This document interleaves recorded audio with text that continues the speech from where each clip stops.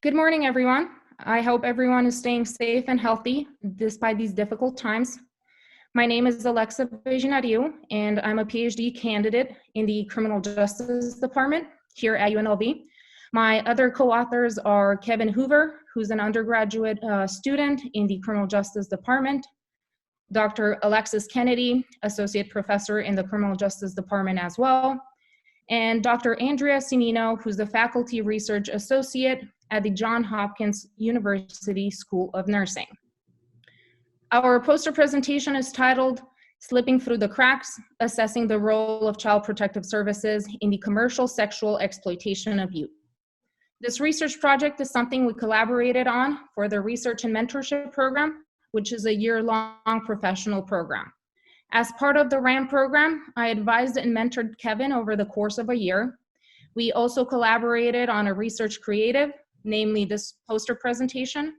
And then we presented our findings at the Graduate and Professional Student Research Forum, GPSA, a national criminal justice conference, and now here at the Office of Undergraduate Research Symposium.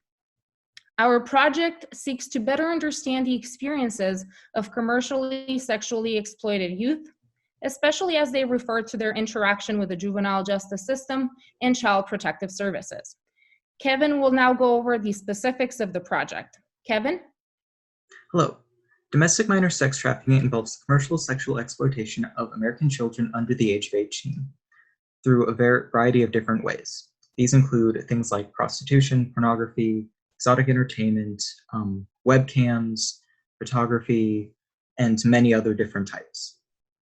When it comes to domestic minor sex trafficking, age of the victim is key. You do not need to prove force, fraud, or coercion in order to prove that domestic minor sex trafficking has occurred.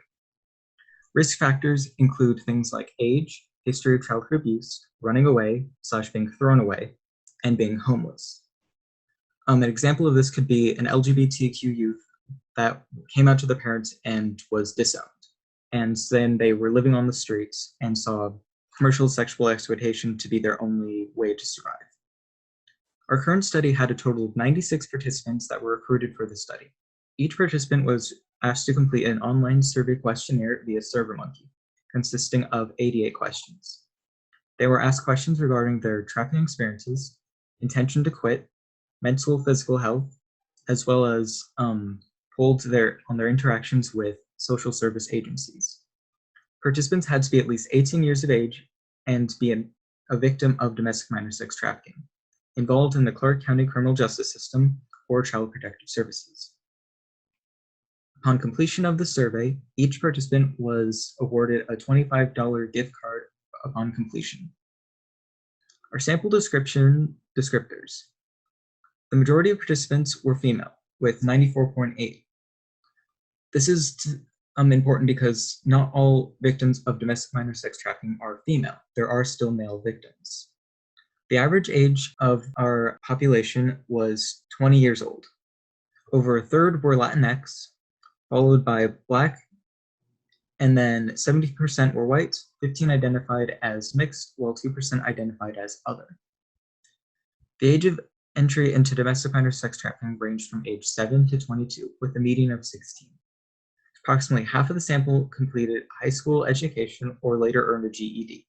More than a quarter reported still being involved in selling or trading sex, whether through a pimp or on their own.